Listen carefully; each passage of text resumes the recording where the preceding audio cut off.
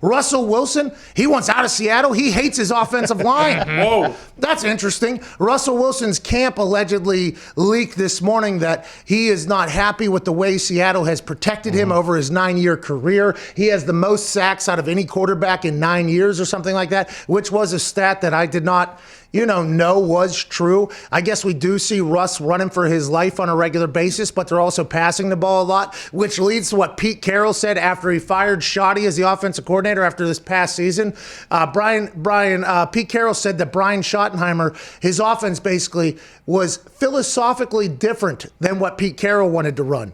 Shoddy's offense was, we let Russ cook. We want Russell Wilson to be Russell Wilson. Pete Carroll said, we have philosophical differences with that. Russell Wilson's team hears that and goes, we have philosophical differences with the way you fucking block for our guy. So now there's a budding potential operation happening there. Is Russell Wilson going to get traded out of Seattle after the Seattle Seahawks basically said to their Super Bowl winning team, get the fuck out. We're going in on Russell Wilson and this team. Now is Russell Wilson getting traded out of Seattle to where? Miami, maybe? Ooh. He goes down to Miami, who allegedly was intrigued by Russell Wilson years ago. Is he no longer going to be there? Is Russell Wilson and Deshaun Watson doing a straight up trade? There is a lot of shit to be talked about. It is alleged now that Russell Wilson's team has come out and said that they are not thrilled with the way the Seattle Seahawks have protected Russell. We're all in this together, okay? We're all trying to make money off of Russell, okay? We do not appreciate how the Seahawks have protected Russell Wilson,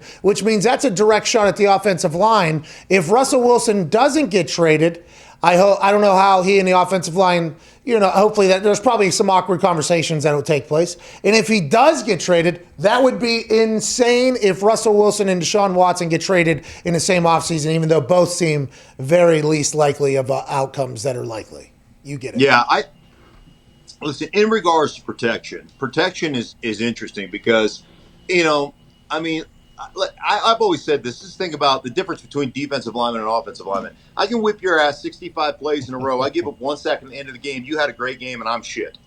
That's why we're all so paranoid, right? Man, you got grass stains on the back of your jersey, and I'm the one that is talked about as a bad player. So that's always bothered me about that position. But I accepted the fact that that's the way it is. Ultimately, when it comes to protection, it's easy to see an offensive line give up 6 sacks, and everybody said, "Oh gosh, the quarterback's under duress. They were horrible. This, that, and the other." That to me is coaching, and the beauty of protection. It really comes down to how well you coach protection. And what I mean by that is, I don't care who you are. I mean, think about this. Now, think about the way the league works. Okay. We've all seen it, right? We've seen a corner transition to safety. We've seen a safety transition to outside linebacker. We've seen an outside linebacker transition to inside linebacker transition to rush D-end transition to defensive tackle transition to offensive lineman. O-line, the transition for O-line is fan. You go from O-lineman to fan. There is no transition. You don't go to all of a sudden to play defense. That does not happen. So that's the transition aspect of what you do as an offensive lineman. So the bottom line is we're the worst athletes on the football field. That's the way it works. And, protection comes down to coaching. How well do you coach? So if I drop back 35 times in a game and you don't protect me, you don't allow me to take the passive out of pass protection, I'm going to get my ass kicked. But all of a sudden you say, hey, man, we're going to throw, a couple of smoke screens, and we're going to have 5 3-step drops, and now we're going to run a 5-step play action, that's off of 0 hitches. So you can upkick that. And all of a sudden now I've taken that 35 plays and I've diminished it down to 12 times where I have to hold up. Now all of a sudden I have a chance to have success.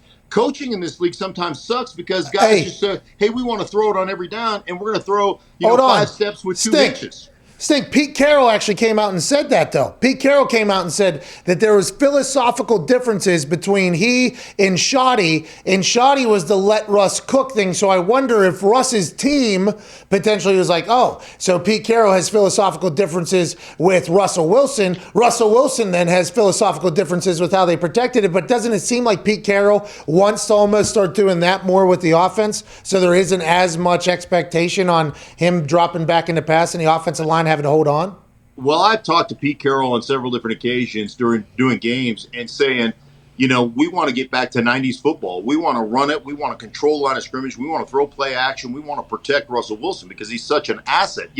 One of the things I said in the first broadcast of the season, I did Atlanta, Seattle. And one of the things I said in the first broadcast was forget about let Russ cook, let Russ simmer. Hey, you can get a great meal in a crock pot. You let it simmer all day long, right?